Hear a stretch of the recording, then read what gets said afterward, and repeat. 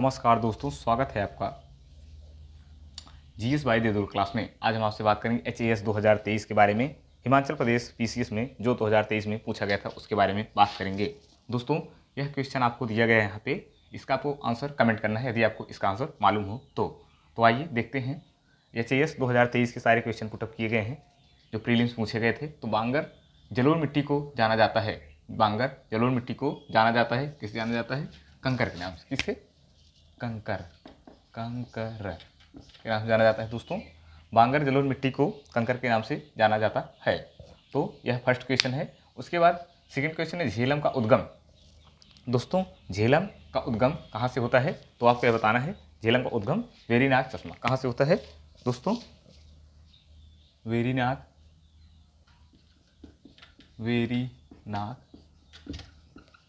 चश्मा से होता है।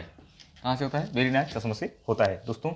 बांगर जलोढ़ मिट्टी को जाना जाता है कंकर से। झेलम का उद्गम वेरीनाग चश्मा से होता है दोस्तों। यह सेकंड क्वेश्चन हो गया, फर्स्ट क्वेश्चन और सेकंड क्वेश्चन। इसके बाद थर्ड क्वेश्चन है EWS को आरक्षण दिया गया है। EWS को आरक्षण, इकोनॉमिकली वीक्स को आरक्षण किसके तहत दिए गए हैं? EWS को आरक्षण के दिए गए हैं कौन से अमेंडमेंट के तहत दिए गए हैं? सुधार के तहत 103 के तहत, 103वां संविधान संशोधन के तहत इनको दिए गए हैं जो है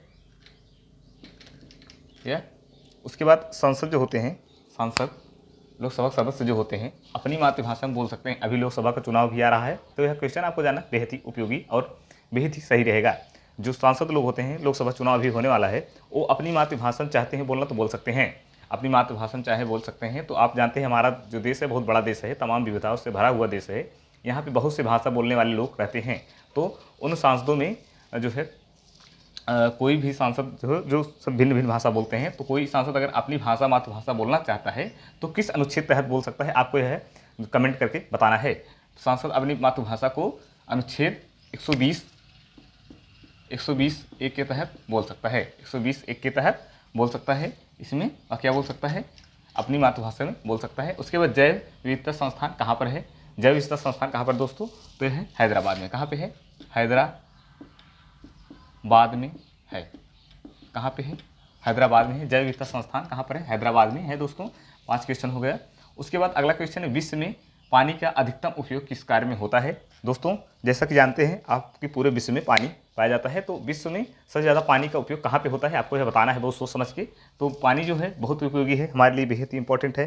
पानी के बिना जीवन संभव नहीं है, आप सभी जानते हैं। यदि आप पानी बचाव कर रहे हैं तो आप एक महान इंसान हैं। आपको पानी बचाना ही चाहिए किसी कीमत पर। आप जानते हैं विश्व में बहुत पानी का संकट हो गया है, इन दिनों जो है पानी के लिए मारामारी हो रही है, तो आपको पानी बचाना है दोस्तों। यहाँ पे लिखा है विश्व में पानी का अधिकतम उपयोग किस कार्य में होता है, तो आपको बताना है दोस्तों। आपकी जानकारी लिए बता दें, विश्व में पानी का उपयोग अधिकतम सिंचाई के लिए होता है। सिंचाई के लिए होता है। सिंचाई के लिए होता है दोस्तों। विश्व में पानी का अधिकतम उपयोग सिंचाई के लिए होता है। तो देखते हैं अगला क्वेश्चन। 2023 वन दिवस की थीम क्या थी? 2023 के लिए वन दिवस की थीम क्या थी दोस्तों? आपको बताना है। तो यह थी वन एवं स्वास्थ्य। क्या था? वन एवं स्वास्थ्य। क्या था दोस्तों? वन एवं स्वास्थ्य। आपको बहुत अच्छी तरीके से समझ आ रहा होगा दोस्तों। 7 क्वेश्चन हो गया। उसके बाद अगला क्वेश्चन, अफ्रीका का शीतोष्ण घास का मैदान किसके नाम से जाना जाता है? अफ्रीका का जो शीतोष्ण घास का मैदान होता है दोस्तों, आपको उसके नाम को कमेंट करना है। तो वह जाना जाता है विल्ड। किसके? विल्ड के नाम से जाना जाता है। आप सब जानते हैं, यदि क्रिकेट देखते होंगे तो अफ्रीका में एक गेंदबाज हैं जिनका नाम डेल स्टेन था। स्टेन गन उनको सब बहुत कहते थे, वो पेपर ऊपर उनका नाम लिख कर आता था। तो स्टेन गन वो बहुत तेज बोल्ड मारते थे। तो अफ्रीका का शीतोष्ण घास का मैदान विल्ड है। अफ्रीका वाले बोल्ड बहुत तेज मारते हैं, इसी से आप आसानी से याद कर सकते हैं। ये ट्रिक बहुत कारगर साबित होगी। यदि आप जो है इस ट्रिक के माध्यम से याद करेंगे तो अपने जीवन में कभी नहीं इस क्वेश्चन को भूलेंगे। एक बार यदि याद हो गया तो आप इसे नहीं भूलेंगे दोस्तों। उसके बाद HP के ज़्यादा बार CM कौन थे? हिमाचल प्रदेश से ज़्यादा बार CM कौन थे? ज़्यादा बार CM कौन रहे हैं? आपको यह कमेंट करके बताना है दोस्तों। यदि आपको आंसर मालूम है तो बता दीजिए। हिमाचल प्रदेश के ज़्यादा बार CM वीरभद्र सिंह। कौन थे?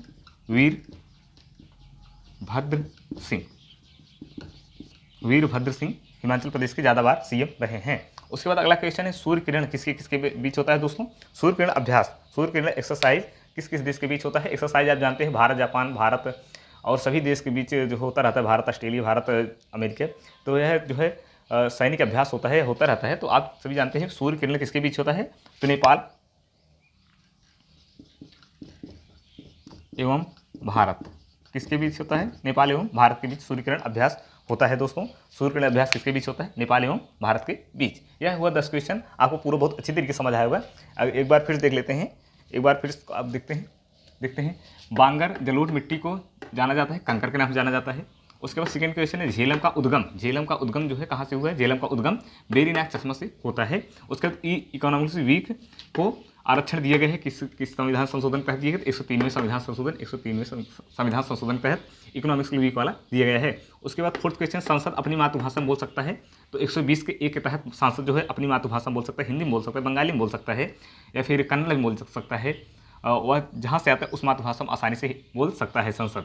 आप सभी जानते हैं लोकसभा का चुनाव हाल ही में है, तो जो चुने जाएंगे वो अपनी मातृभाषा में अनुच्छेद 120(1) के तहत वो अपनी मातृभाषा में बोल सकते हैं।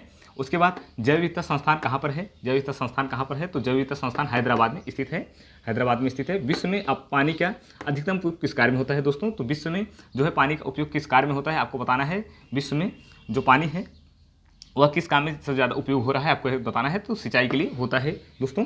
उसके बाद 2023 का वन दिवस की थीम क्या थी, 2023 के वन दिवस की थीम थी वन एवं स्वास्थ्य। 2023 का वन दिवस थीम वन एवं स्वास्थ्य था। अफ्रीका का शीतोष्ण घास का मैदान, अफ्रीका जो होता है, अफ्रीका जो कॉन्टिनेंट है वहाँ पर शीतोष्ण घास का मैदान जो पाया जाता है उसको किस नाम से जाना जाता है, तो विल्ड के नाम से जाना जाता है। आपको पहले ही बताया है कि अफ्रीका को विल्ड के रूप में ऐसे याद करते हैं कि अफ्रीका के तेज गेंदबाज का नाम था डेल स्टेन, वो बहुत तेज बॉल मारते थे, तो वहीं से आप आसानी से याद कर सकते हैं विल्ड। हिमाचल के ज़्यादा बार सीएम कौन थे, हिमाचल प्रदेश के सीएम सबसे ज़्यादा बार कौन थे, तो वीरभद्र सिंह थे, वीरभद्र सिंह थे हिमाचल के सबसे ज़्यादा बार सीएम वीरभद्र सिंह थे। यह कई बार एसपी पीसीएस में पूछा गया है, तो दोस्तों इस क्वेश्चन का आप अच्छे से याद कर लीजिए। उसके बाद अगला क्वेश्चन है सूर्य किरण किसके बीच होता है, नेपाल एवं भारत के बीच होता है। दोस्तों यह था पूरा 10 क्वेश्चन, आपको बहुत अच्छे तरीके से समझ आएगा, आशा नहीं विश्वास है दोस्तों। उसके बाद अगला है अमेरिका का चुनाव कितने वर्षों में होता है, आपको कमेंट करके बताना है दोस्तों।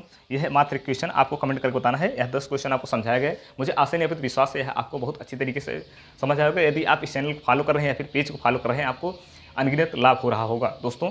मुझे आशा नहीं विश्वास है आप इसे फॉलो कर ही रहे होंगे। यदि आप इसे फेसबुक देख रहे हैं तो फॉलो करना ना भूलें, और शेयर करना, लाइक करना, कमेंट करना किसी कीमत पर ना भूलें। यदि आप इसे फेसबुक वीडियो देख रहे हैं, यदि आप इसे यूट्यूब पर देख रहे हैं तो लाइक शेयर सब्सक्राइब कमेंट करना ना भूलें। धन्यवाद।